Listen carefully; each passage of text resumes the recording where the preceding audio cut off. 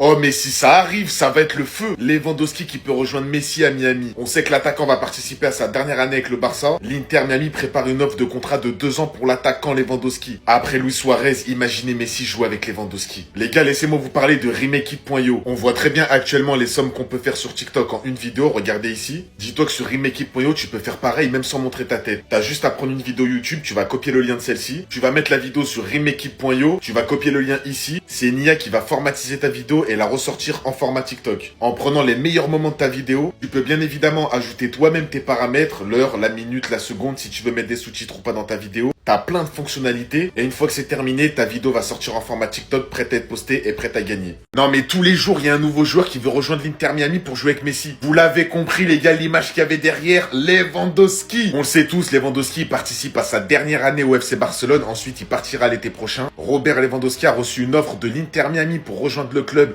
l'été prochain justement, et le joueur est déjà à la recherche d'un logement à Miami. Bon, l'information, on sait pas si c'est officiel ou pas, mais franchement, au vu de sa forme, de son physique et de ses motivations, tout ça, on le voit, Lewandowski, il a envie de continuer à jouer au foot. Moi, je pense que c'est soit Arabie Saoudite, soit Miami. Et je sais pas pourquoi, mais dans son délire et tout, je sais pas, je le vois plus à Miami. Et on sait tous à quel point le joueur, il a toujours rêvé de jouer avec Messi. En tout cas, c'est ce qu'il a fait comprendre pas mal de fois au cours de sa carrière. On connaît tous la forme de Luis Suarez sur les derniers mois et les dernières années, mais là, un duo Messi positionné en 10, son côté, t'as vu qu'il fait un peu le jeu comme d'habitude, avec un Lewandowski devant lui, positionné en numéro 9, avec la forme qu'il a actuellement, dans le championnat d'MLS. Mais il va tout casser les gars, mais il va mettre 45 buts à la saison. Déjà qu'en Liga actuellement, il met 30 buts, imaginez en MLS avec Messi qui joue derrière toi. Il va finir à 500 passes décisives, il est déjà à 400 je sais plus combien, recordman de passes décisives. Mais là les gars, ça va être trop le duo. Yo les gars, Robert Lewandowski à Inter Miami. Robert Lewandowski a reçu une offre de l'Inter Miami pour rejoindre le club l'été prochain. Le joueur est déjà à la recherche d'un logement à Miami. Selon des sources, l'Inter Miami est rentré en contact avec Robert Lewandowski. Ce qui veut dire que Robert Lewandowski sera probablement un coéquipier de Lionel Messi l'été prochain. L'Inter Miami est en pourparlers avancé avec Luis Suarez concernant un nouveau contrat avec le club pour rester une saison de plus. Des négociations sont en cours avec l'attaquant uruguayen. Pendant qu'ils veulent recruter Robert Lewandowski, ils veulent aussi prolonger Luis Suarez. Deux attaquants de classe mondiale, c'est quand même quelque chose les gars. En plus de cela, l'Inter Miami suit des prêts Coquet et Antoine Griezmann. L'Espagnol est sous contrat jusqu'en mi-2026 et un transfert libre est envisageable. Griezmann de son côté est sous contrat jusqu'en 2027, mais le club floridien continue de le suivre. C'était quelques informations que je voulais partager avec vous concernant Inter Miami de Lionel Andrés Messi Cucitini. Sinon, restez branchés. On va fêter l'anniversaire de la Coupe du Monde de Lionel Andrés Messi Cucitini. Ça fait 3 ans maintenant. Robert Lewandowski, tout simplement, le Robert Lewandowski a reçu une offre de l'Inter Miami pour rejoindre le club l'été prochain. Le joueur est déjà à la recherche d'un logement à Miami. Est-ce que c'est vrai ou pas? Je ne sais pas, mais tout simplement, il a décidé tout simplement de rejoindre le meilleur joueur de tous les temps. Il a décidé de franchir le cap et de fréquenter les plages de Santa Monica, les cocotiers de Miami, Las Vegas, shit, man. Enfin bref, en tout cas voilà, Robert Lewandowski, hein, si tu vas là-bas du côté de Miami, t'as compris, t'es parti du bon côté mon gars. Tu sais déjà, Smandou aussi, hein, demande un peu de maté comment il s'appelle, à Messi. Enfin bref, en tout cas on sait très bien que le FC Barcelone n'ont pas trop envie de prolonger son contrat, en tout cas de donner plus de temps de contrat tout simplement du côté du FC Barcelone. Lui il a même dit carrément qu'il serait prêt à baisser énormément son salaire pour pouvoir rester au FC Barcelone. Mais voilà, je pense que voilà, Barcelone veulent tout simplement tourner la page et voilà, Lewandowski, ça y est, t'as tout donné. T'as été une légende du football. T'as été un énorme joueur, un énorme attaquant. Maintenant, kiffe, mec. Fais-toi un kiff. T'as l'âge pour partir soit en Arabie Saoudite pour aller prendre de l'oseille, soit du côté de Miami pour prendre de l'oseille. Bon, moins qu'en Arabie Saoudite, forcément, mais pour prendre de l'oseille, le beau paysage, les plages, les cocotiers et bien sûr, jouer dans la même équipe que le meilleur joueur de tous les temps. Franchement, que demander de plus, hein? Et je sais en plus, Lewandowski, que tu es un grand fan, enfin, que tu aimes beaucoup Léo Messi. Bref, hein, t'as joué dans son équipe. N'oubliez pas que Messi, voilà, il a apporté aussi le FC Barcelone hein, en altitude, comme on dit, hein. Enfin bref, en tout cas, dites-moi ce que vous pensez. Est-ce que pour vous, Lewandowski choisit le bon club pour aller tout simplement du côté de Miami, hein? Ou est-ce que vous le verrez tout simplement encore en Europe, dans un autre club? Dites-le moi dans les commentaires.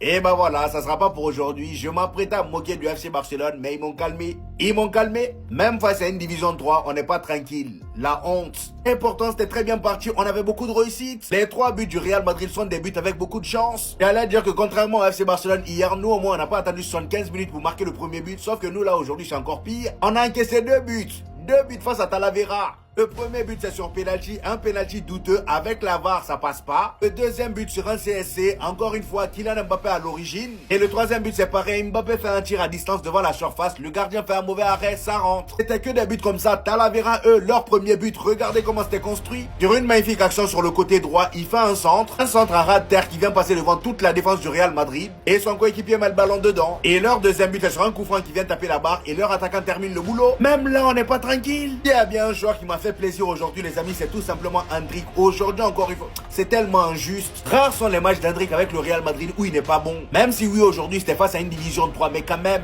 Dès le début il fallait voir comment il pressait. La première occasion obtenue par le Real Madrid par Kylian Mbappé, ça vient de lui. Il presse, il récupère le ballon, enchaîne avec une magnifique passe à Kylian Mbappé qui était à l'opposé. Malheureusement Kylian Mbappé arrive devant le gardien et il rate. Franchement le Real Madrid vous nous faites souffrir hein. Même là on peut pas être tranquille. Ce mec a le plein pouvoir du club.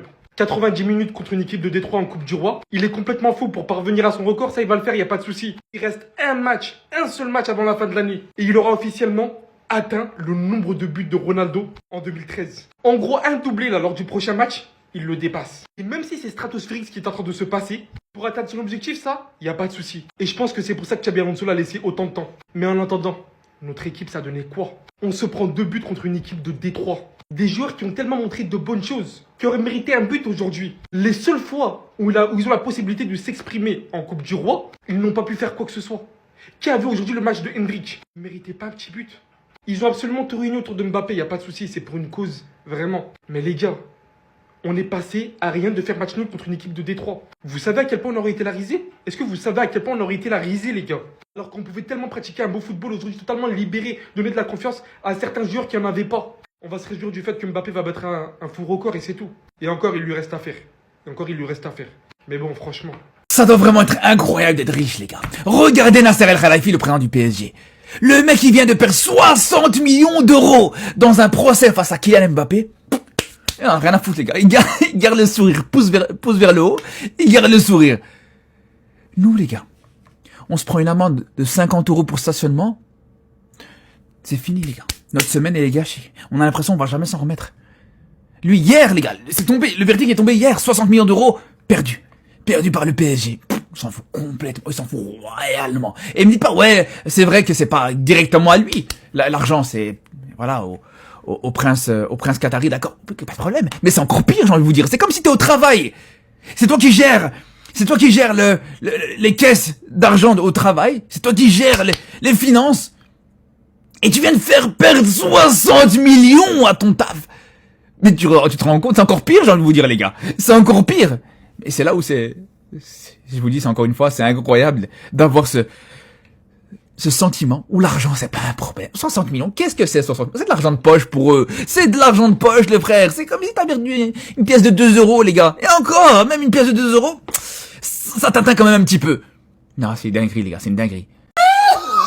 Mais au bout d'un moment, t'as vu, au bout d'un moment, faut le dire, Cherki, c'est top 10 des meilleurs joueurs du monde. Regardez comment ses coéquipiers ils sont choqués du niveau. Aujourd'hui, encore un but exceptionnel de sa part. Il réceptionne le ballon juste ici. En un crochet, il va éliminer le défenseur qui va partir vers Jupiter. Et là, bah, frappe du droit, qui va bien évidemment, vous voyez le ballon juste ici, finir en pleine lucarne. En fait, la forme de Cherki, les gars, je suis totalement sous le choc. Moi, perso, je le savais qu'il allait réussir à City, j'avais aucun doute qu'il allait s'imposer. Mais en si peu de temps comme ça, à ce niveau-là, waouh! Il fait carrément la célébration d'Haaland tellement ils sont connectés sur le terrain. C'est actuellement le meilleur passeur de Première Ligue. Je sais même pas si c'est pas la meilleure recrue des dernières années. Au niveau du prix et de l'apport qu'il a dans son équipe actuellement, sortez-moi un transfert qui en 3-4 mois a autant rentabilisé que Cherki. Il est trop beau à voir jouer, je le répète et je le répéterai. Pied gauche, pied droit, passe décisive du droit, passe décisive du gauche, des dribbles, des skills, le beau jeu en fait, le football à l'ancienne. Je vous ai déjà dit, quand Manchester City joue, Ryan Cherki, allumez vos télés.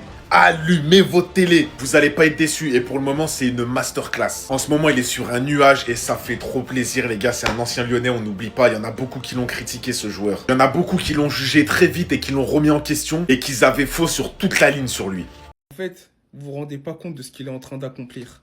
Étant jeune, il posait devant les posters de CR7 et aujourd'hui, il est à seulement un but du record de l'année 2012 et 2 buts du record de l'année 2013. Vous savez c'est quoi la totale? C'est qu'il lui reste un match face au FC Séville. Va-t-il réussir à mettre le doublé ou le triplé?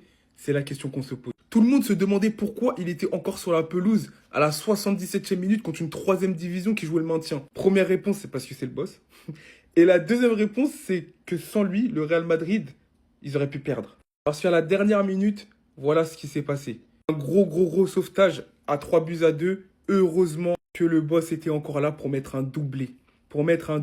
Et pour sécuriser la victoire du Real Madrid. Et en vrai, c'est comme s'il avait mis un triplé parce qu'il est impliqué aussi sur le deuxième but. C'est lui qui provoque le centre, enfin qui provoque le but contre son camp d'un centre, voilà, qui était dans la bonne zone. Mais à un moment donné, je vais vous dire, moi, j'ai pas peur de le dire, Kylian Mbappé est le meilleur joueur du Real Madrid. Il n'y a absolument rien à dire sur ce point-là. Les jaloux continuent de parler, Ils continuent à prouver, ils continuent à marquer. Ah, l'OL, c'est vous vouliez Hendrik pour cet hiver? Hop, banane, jamais de la vie, il quitte le Real Madrid, les gars. Le match qu'il a pondu ce soir, il va rester contre son gré et contre votre gré à vous. Et aussi, j'espère qu'il est parti mettre des baffes à Mbappé parce que les 2 passes qu'il lui a Bicraf, c'est une dinguerie. Regardez celle-là, il est au milieu de terrain, tac, passe fusante, passe incisive en or, t'as Kevin De Bruyne sur Mbappé qui loupe un 1v1 de malade, c'est une dinguerie. Et maintenant, guettez la deuxième, tac, il récupère le ballon, il bombarde, extérieur, t'as Modric. Franchement, celle-là, elle était magnifique aussi. Et Mbappé, qu'est-ce qu'il loupe encore une fois? Nous, on connaît les qualités du joueur et on a milité pour lui depuis longtemps. Mais c'est une dinguerie d'avoir ça sur le banc et de le découvrir que maintenant, Xabi Alonso. On est le 17 décembre, dans une semaine, c'est la trêve hivernale et c'est la première fois que le petit, il est titulaire, les gars, je vous jure, c'est abusé. Moi, j'espère quand même pour lui qu'il va partir parce que le mec, il a des qualités de malade et je pense qu'à Lyon, il peut tout aller exploser là-bas et obtenir sa place pour la Coupe du Monde avec le Brésil. Vraiment, Hendrik, mon frère, les gars, moi, je kiffe trop de joueurs et il a trop de qualités, de passes, de tirs. Franchement, les gars, c'est un joueur de malade et j'espère qu'il pourra exploiter son talent à fond. Je crois Mbappé veut vraiment saboter Hendrik, les gars. Le mec, il a mis je sais pas combien de buts cette saison. Et quand c'est Hendrik qui lui fait des passes, regardez ce qu'il rate. Contre un gardien de 3ème division. Regardez les gars, regardez le départ de l'action, regardez la passe de fou que lui met Hendrik. La passe elle est magnifique. Et regardez ce qu'il rate Mbappé juste derrière. Alors on pourrait dire, vas-y ça peut arriver, bien sûr, ça peut arriver à tout le monde de rater des situations comme ça. Sauf que c'est pas la seule. Regardez en deuxième mi-temps. Hendrik au départ de l'action. Qui va réussir à faire une ouverture exceptionnelle sur Mbappé. Et de nouveau il va se rater complètement. Alors les gars, je vais pas dire que c'est fait exprès. Peut-être qu'il choisit aussi les occasions qu'il veut mettre et les occasions qu'il veut pas mettre, les frères. Je sais pas, évidemment, faut m'expliquer. Comment il peut rater ça, les gars? Comment il peut rater ce genre de situation? Soit il le fait exprès, soit tout simplement. Mbappé a des grosses limites aussi qu'il faut admettre. Parce que, on va parler 2 minutes de son match. Est-ce que pour vous c'est un grand match d'Mbappé? Ouais, ok, il a mis un doublé. Il provoque un CSC. Est-ce que pour vous c'est un grand match d'Mbappé? Quand t'as des ratés comme ça? Quand tes 2 buts, c'est un penalty et c'est un raté, une boulette énorme du gardien adverse en fait, sur une frappe totalement anodine. Ouais, personnellement, on peut dire Mbappé à la limite fait un bon match, mais il fait pas un grand match, je suis désolé les gars. Il est finito. Le ballon d'or, c'était de la chance. Dembélé pendant la finale PSG-Flamengo, qui est rentré à la 77e minute. Dembélé, il est rentré avec l'envie, la niaque, la volonté de marquer, mais Dembélé, il n'est pas rentré avec sa finition. Il arrive dans la surface, il envoie un joueur dans le vent, et il cadre pas cette frappe. Quelques minutes plus tard, pareil, il n'arrive pas à la mettre au fond. Et pour clôturer la soirée, Dembélé rate son penalty durant la séance de tir au but. Il envoie un penalty dans l'espace en direction d'Evreux. C'est officiel, Dembélé est passé à côté de sa finale. Ses 2 pieds, ils n'étaient pas connectés. Mais moi j'ai une question pour vous. Comment est-ce que vous pouvez douter de Dembélé après la saison qui nous a lâché l'année passée?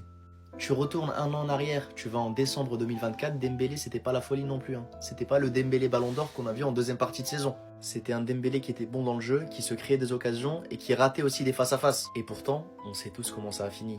Ballon d'Or, Trophée The Best, Ligue des Champions, Ligue 1, Coupe de la Ligue, tout ce que tu veux. Tout a suivi. Donc moi je vais vous le dire, non pas en tant que fan du PSG, non je m'en fous, juste en tant que fan du football. Laissez du temps à Dembélé.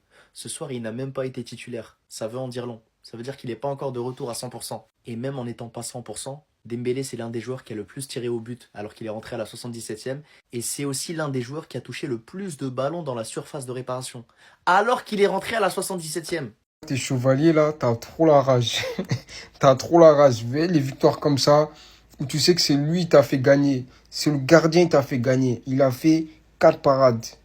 4 parades en gros. Et même si les autres là, les Dembélé, les Barcola, ils ont fait que de rater, on dirait, ils savaient qu'il derrière, il allait l'arrêter. En tout cas, comme on dit dans la vie, il faut être patient. Voilà. Tôt ou tard, tu auras ton jour de gloire. Faut juste être patient. Parce qu'il était derrière Donnarumma. Donnarumma, il est parti. Normalement, c'est le numéro 1. Ils sont partis chercher Lucas Chevalier. Derrière, il n'a pas parlé. Il était là, ils sont entraînés. Il ne parlait pas. Derrière ça, Chevalier, il s'est blessé. Le malheur des uns fait le bonheur des autres.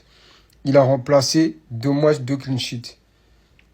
Le dernier match, je ne le compte pas. Voilà. Mais dès qu'il a remplacé 2 matchs, 2 clean sheets, l'entraîneur, il n'est pas fou. Et dans ces matchs-là, il a fait des parades décisives. Je me rappelle contre Rennes, etc.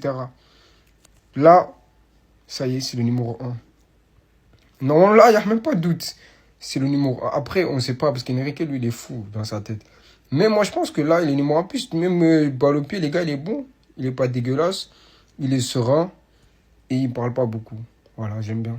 Les gars, ce joueur-là, c'est trop. Bradley Barcola. En fait, est-ce qu'il est conscient que lui, il est professionnel? Il joue, il a 0 pression. Vous voyez tous les critiques, les gens, ils parlent ça. Est-ce que ça l'atteint? Moi, j'ai l'impression, est-ce que ça l'atteint? Vous avez vu le penalty qu'il a tiré? Il a tiré en mode trop rapide. Il a posé la balle, il s'est retourné, frappe. Sans envie, sans rien du tout. Non, franchement, il abuse. Et c'est pas la première fois qu'il rate des penaltys comme ça. Mais est-ce qu'il est conscient de son niveau? Parce que moi, c'est un joueur que j'aime beaucoup. Voilà. C'est un joueur que j'aime beaucoup. Mais il abuse. Voilà, là, il faut dire, il abuse des fois. Franchement, il se concentre juste un peu, les gars. Lui, par saison, il peut mettre 15-20 buts faciles. 15-20 buts faciles, c'est le minimum. Si vraiment il est concentré. Parce que les différences, il les fait. Il fait les différences. Il fait des bonnes passes. C'est un passeur en plus. Mais des fois, voilà, il est trop nonchalant. Et moi, cette nonchalance-là, je le comprends. Parce que même moi, je suis nonchalant. Donc, il est fort, en fait. Mais il est énervant. Si t'es pour Paris, il doit t'énerver de fou. Liste de pourquoi le Real a fait 3-2 contre une équipe de Détroit. Non, les gars, aujourd'hui, il n'y a pas de débrief. Aujourd'hui, il n'y a pas de débrief. Il faut qu'on réussisse à expliquer comment on s'est pris 2 buts par une équipe de Détroit, les gars. J'ai préparé une liste. N'oubliez pas de prendre note. Alors, en premier G, le Real respecte trop ses adversaires, donc il ne voulait pas humilier Talavera. Ça, c'est réel. On est un club respectueux. On ne peut pas se permettre d'humilier les autres clubs. Froidement. La deuxième excuse, les gars, ils ont parié sur victoire avec suspense pour l'audience. Ils ont voulu faire coffrer des proches à eux, ils leur ont dit de parier sur ça. En troisième, j'ai mis, il n'y avait pas de VAR dans le stade, donc les joueurs pensaient que c'était un match caritatif. Les gars, comment tu veux jouer la Coupe du Roi, il n'y a pas de VAR. Il n'y a pas de VAR pour vérifier. En quatrième, j'ai simple, basique, c'est notre match, donc c'est nous on décide si on veut se prendre des buts ou pas. Simple. En cinquième excuse, les gars, c'est un plan tactique secret. Ils veulent faire croire qu'on est nul pour gagner la coupe au final. Oui, les gars, c'est ça. Les gars, en fait, faut réfléchir des fois. Fabien Alonso, il a fait une compo aussi farfelue que sa tête. On dire c'est forcément ça. C'est forcément ça. Ils veulent faire croire des trucs. Et la dernière excuse, les gars, c'est un test de sang-froid. Ils veulent tester les supporters, c'est tout. Les gars, pourquoi vous paniquez? Arrêtez de paniquer. C'est juste un test. Le prochain match, on met 10-0. Voilà. Bonne nuit. J'ai trouvé la raison de pourquoi Gérard Martin s'améliore en flèche comme ça. Il joue contre Lamine Yamal à chaque entraînement, les gars. C'est une dinguerie. C'est-à-dire que Hansi Flick fait exprès de mettre Gérard Martin face à Lamine Yamal pour qu'il améliore sa coordination et sa capacité à suivre le mouvement de jambes des attaquants. Et lorsque tous les jours tu t'entraînes face au meilleur attaquant du monde en termes de vivacité et de capacité à éliminer, c'est pas moi qui le dis, c'est les stats, eh bien tu t'améliores. En vrai de vrai, les gars, quand vous voyez cette vidéo, comment vous ne voulez pas qu'il s'améliore? Ça doit être tellement difficile de défendre sur Lamine Yamal. En plus, on nous raconte toujours que les joueurs sont plus boostés à l'entraînement qu'en match. Et d'un autre côté, ça améliore aussi le rendement de Lamine Yamal qui joue face à un défenseur qui est vraiment appliqué. Un défenseur que tu vas éliminer sur un geste, mais qui va toujours revenir, tout simplement parce qu'il a la capacité de revenir avec ses longues jambes. C'est du gagnant-gagnant, du donnant-donnant. Après, est-ce que ça fait de Gérard Martins un grand défenseur? Je pense pas, c'est mon avis. Est-ce que je pense qu'on devrait recruter en hiver? Oui. Est-ce que je pense que s'il y a une quicheta pour Schlotterbeck, on devrait la mettre? Oui, toujours. Mais bon, c'est déjà ça de voir un nulard s'améliorer. C'était ce Jorginho du Brasil. Et dites-moi ce que vous pensez de Gérard Maldini, si on peut l'appeler comme ça. BAM! Il n'y a rien d'autre à dire. Cette image, elle explique pourquoi le PSG a gagné ce soir. Regardez bien ce monsieur, c'est Jorginho. Il jouait pour Flamengo ce soir. Et Jorginho, à la 61e minute, après que Marquinhos ait fait une faute catastrophique, c'est lui qui va se charger du penalty pour Flamengo et c'est lui qui va le tirer. Sauf que les gars, Flamengo, ils ont choc ce soir. Ils ont choc. Parce qu'après que Jorginho ait marqué son penalty, Jorginho est sorti à la 75e. Alors qu'à ce moment-là, ça faisait un partout. Et le coach a décidé de sortir Jorginho. Le coach n'a pas anticipé une séance de tir au but à venir. Et devinez quoi? Cette séance de tir au but a eu lieu. Et vous connaissez tous la suite. Safonov qui fait une masterclass et qui fait 4 arrêts dans une séance de tir au but. Le mec, il était injouable. Je ne dis pas que Jorginho, lui seul, aurait fait gagner à Flamengo la séance de tir au but. Je dis juste que ce mec, je pense qu'il aurait mis son péno et qu'il aurait peut-être eu un ascendant mental sur Safonov parce qu'il avait déjà marqué un péno durant le match. Et les gars, ce genre de détails, ça trompe pas. On sait pas ce qui aurait pu se passer si Jorginho était resté et avait mis son péno pendant la séance de tir au but. Bon, en vrai, je pense quand même que le PSG l'aurait emporté. Mais pour moi, cette séance aurait été encore plus serrée. Et c'est là où je vous dis que Flamengo a fait une erreur en sortant Jorginho. Il ne fallait pas le sortir. Il fallait anticiper la séance de tir au but. Du moins si tu étais vraiment sur le terrain pour gagner. Et je pense que Flamengo et son coach étaient là pour gagner. Parce que comme on dit, une finale, ça se gagne.